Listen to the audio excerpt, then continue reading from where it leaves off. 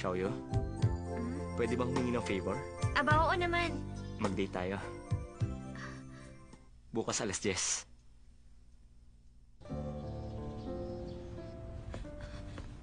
Si Shimen, nakita niyo ba siya? Hindi namin alam. Sabi niya kanina meron daw siyang gagawin. May bago daw siyang prospect. Bagong prospect? Hindi yun po pwede.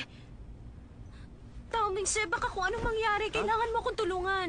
Uy, kailan kayo nagkabalikan? Di namin alam ah. Lay, mukhang may lumagpas na namang balita sa atin ah.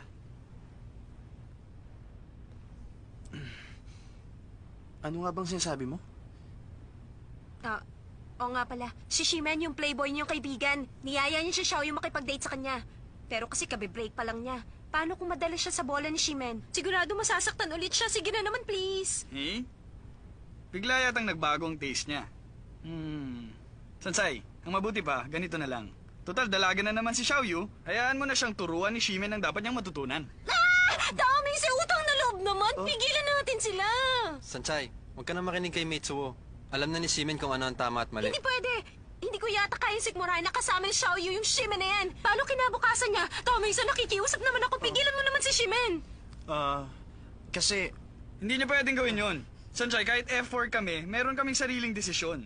Kasi, huwag mong sabihin makikialam ka sa kanila. Hindi ko magagawa yun. Ase? Sige, ganito na lang. Pasusundan ko sila para alam natin ang nangyayari. Okay ba yun? Ba't mo sila pasusundan? Ano ka ba? Ano ba ang akala mo sa kaibigan natin? Masamang tao? Pasusundan lang natin. Hindi natin sila guguluhin. Lay, ano sa tingin mo?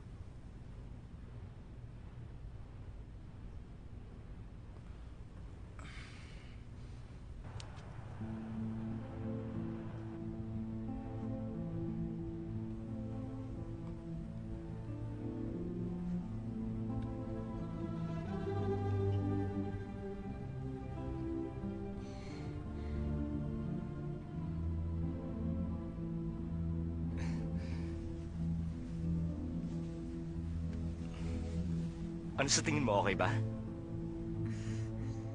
Kaibigan ko ang Italianong may-ari ng cafe. Madalas ako dito kasi tahimik at relaxing. At talagang genuine na kape rito. Gusto mo tikman? Bakit hindi? Ano gusto mong inumin? Ikaw na lang ang bahala. Hindi ko alam ang orderin ko. Ako na ang order? Sige. Sir? Espresso. Ano sa palagay mo itong date natin na hindi nakikita ni na Sanchay at Domings? Umepekto kaya? Nasabi ko na tong date natin sa kanila. At siguradong sa ugali ni Sanchay, pipilitin niyang alamin kung nasan tayo. Pero para mas kabahan siya, tawagan mo siya ngayon. Tawagan ko? Pero Shimen, kasi hindi ko alam ang sasabihin ko sa kanya. Kinakabahan ako baka mahalata. Yung itinuro ko, yun ang sabihin mo sa kanya. Alam mo sa ugali ni Sanchay, siguradong matataranta siya. At hindi yun maghinala sa atin.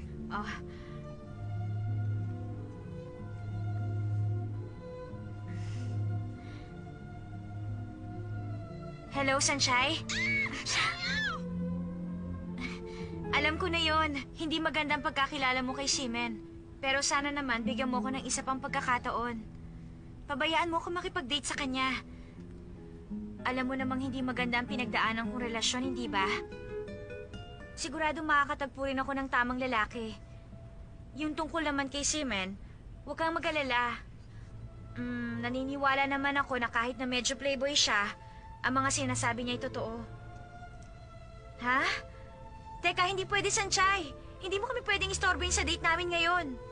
Oo, huwag kang mag-alala. Ako nang bahala.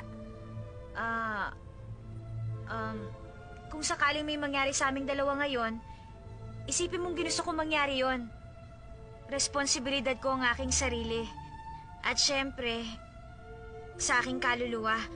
Yun ang gusto kong sabihin sa'yo. Sana maintindihan mo ako. Bye-bye. Sa maniwala ka at sa hindi, kapag sinabi mong huwag siya mag-alala, lalo siya mag-aalala. Ano naman ang susunod nating gagawin? Anong gagawin? Basta mag-enjoy ka lang sa date nating dalawa. At ako nang bahala sa iba. Sigurado magiging maganda ang resulta. Kailangan ipakita natin sa kanila ang dapat na ginagawa nila.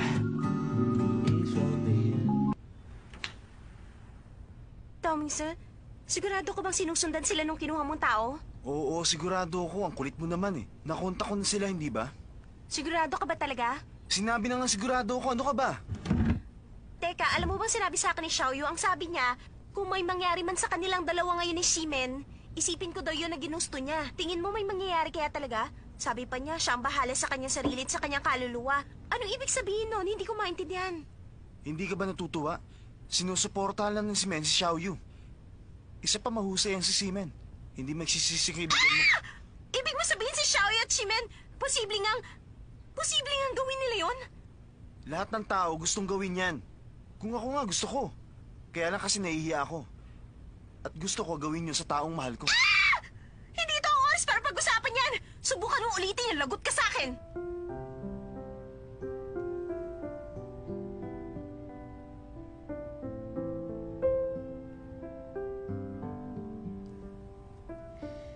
Wow, ang gaganda naman ito. Gusto mo ba talaga ang mga yan? Aba, oo naman. Alam mo, espesyal ang mga yan. Maganda tong may design ng bulaklak.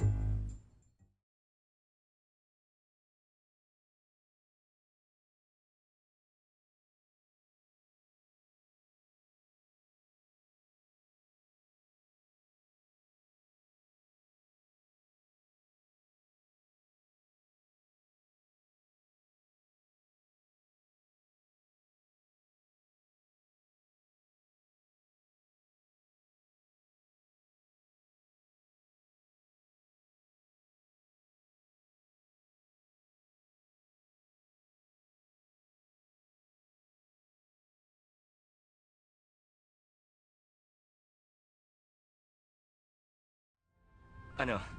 Gutom ka na ba? Oo, tama ka. Cake lang kasi ang kinain ko kanina. Tapos maghapon tayo naglakad, kaya talagang gutom na ako.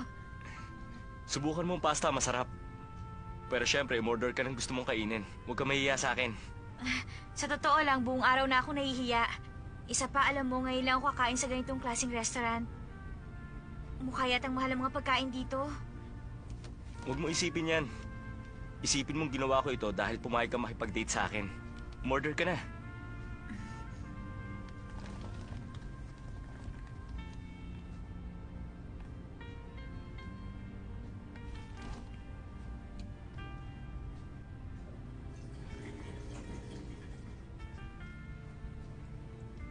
Masarap ang wine na yan.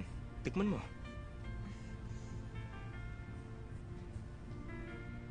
Xiaoyu, ipakita mo excited ka.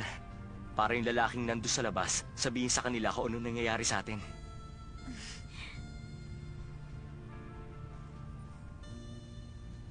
Simen, alam naman nating dalawang katotohanan na malaki talaga ang agwat sa buhay ni na Sanchay at Dao Mengse. Kailangan nilang kalimutan ang kalagayan nila sa buhay para makapag-adjust sila. Bukod doon, ano pa kaya magiging problema nila? Si Asi hindi naman masama ang ugali niyan. Minsan nga lang may pagkabayolente. Siguro hindi niya lang alam kung paano i-express ang nararamdaman niya. Kaya madalas hindi siya maintindihan. Ang totoo, mahal na mahal niya si Sanchay. Naniniwala akong hindi niya pababayaang mawala ang babaeng mahal niya.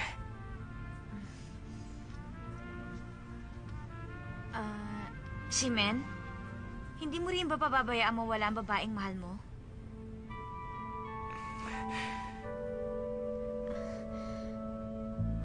Pasensya ka na. Hindi ko sinasadyang tanungin ka ng ganon. Mukhang masarap ang pagkain dito. Halika na, simulan na natin. I'm a good man, but not a good person. Alam mo, para sa akin, may expiration date ang mga babae. Mga 1 linggo lang.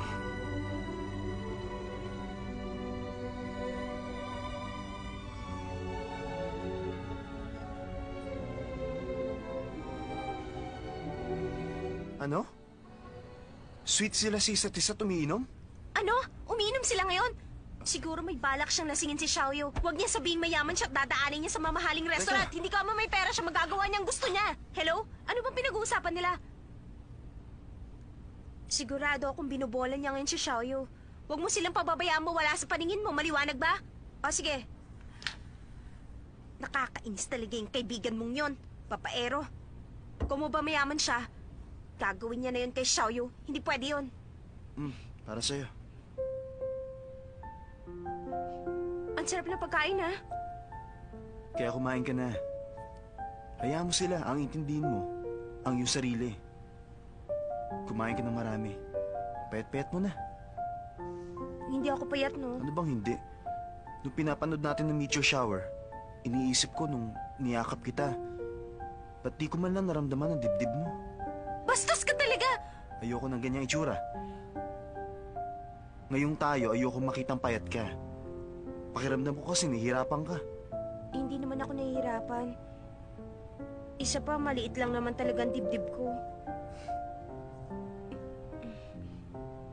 Sige na nga, kakain na nga ako.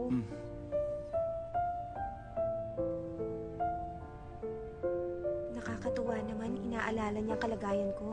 Samantalang ako, hanggang ngayon, at simula nung maging kami, hindi ko man lang nagawang mag-isip ng para sa kanya.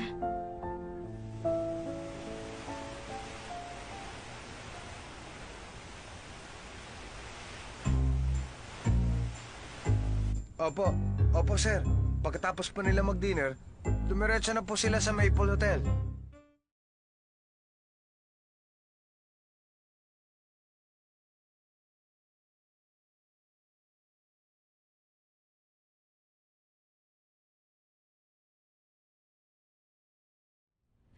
Miss, room 602 please. Sige po, ma'am. I-check ko lang. Available po ang room 602. 5,000 po a night. Cash po ba o charge? $5,000? Yes, ma'am. Ako si Taminse. Bigyan mo sa kanya yung room. Sige po, ngayon din po, sir. Si Mr. Seaman ba naka-check-in sa room 601? Opo, sir. Nag-check-in po siya ngayon. Pero nagbilin po na lalabas muna siya. Miss, pwede pakibilisan lang? Yes, ma'am.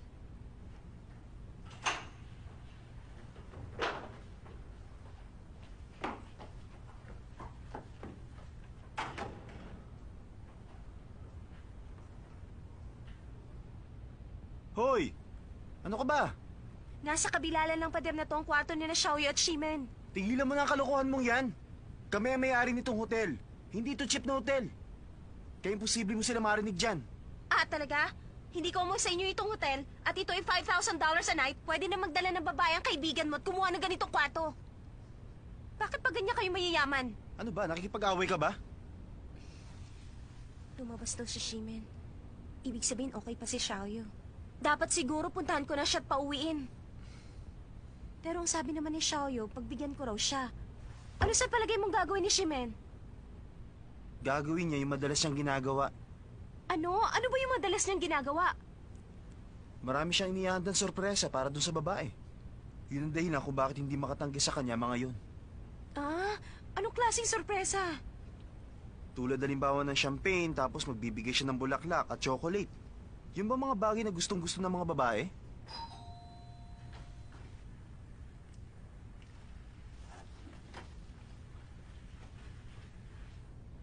Sino yan? Good evening, sir. Hindi kami nag-order nito. Room 602 to. Sigurado ka bang dito yan? Excuse me, pero pwede bang pakicheck mo muna sa ibaba? Teka muna, sandali lang. Oo, tama ka. In-order nga namin yan. Pakipasok mo na lang. Salamat, sir.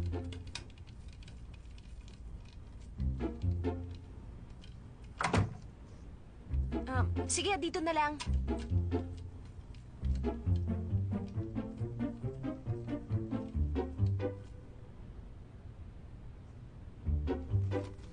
Thank you, sir.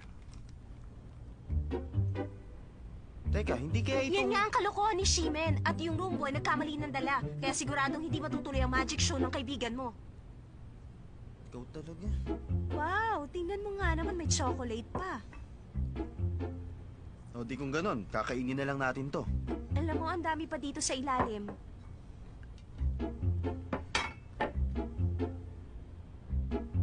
Pahingi ako Sandali. Hindi pa nga pala kita nabibigyan ng bulaklak. Oo nga, ano naman? Kung ganon, para sa ito. Salamat.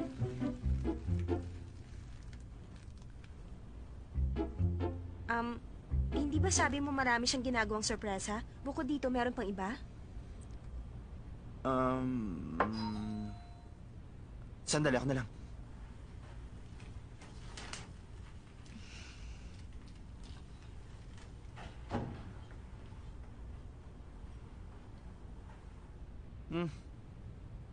Isa sa mga sorpresa ni Seaman.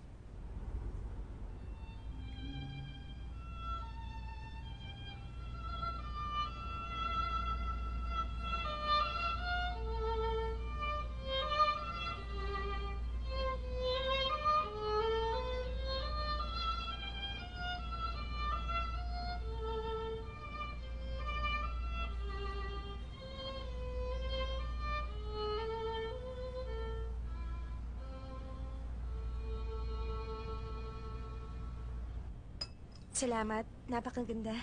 Ma'am, sir, baka gusto niyo pong sumayaw.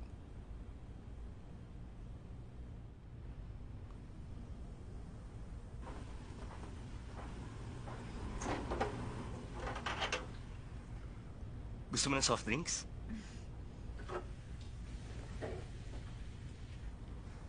Ano kaya ang ginagawa nila? Salamat. Siguradong nag-e-enjoy na sila ngayon sa obra maestra ni Seaman. Pero kung kada 3 minuto nagtatalo sila, tsak masisira ang gabi.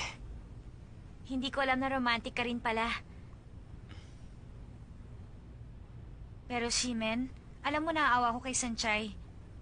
Kasi talagang inaalala niya ako, kaya nga sumunod siya sa atin. At nag-check-in pa sila sa kabilang kwarto. Oras na malaman ni Sanchay na nakipagtulungan ako sa yung i-set up silang dalawa, sigurado akong... Hindi lang naman setup ito. Nagde-date din tayong dalawa. Isa pa, hindi masama ang intensyon natin. Magpapasalamat pa siya sa'yo kapag nalaman niya. Sigurado ka? Hanggang anong oras tayo dito sa hotel? Isa pa, hindi natin alam ang ginagawa nila. 虽然不知外因你，还是贪得不敌。谁是你的那个唯一？原谅我怀疑自己，我明白，我要的爱会把我宠坏，像一个小孩自动在你怀里怀。你要的爱不只是依赖，要像个大男孩，风吹又日晒，生活自由。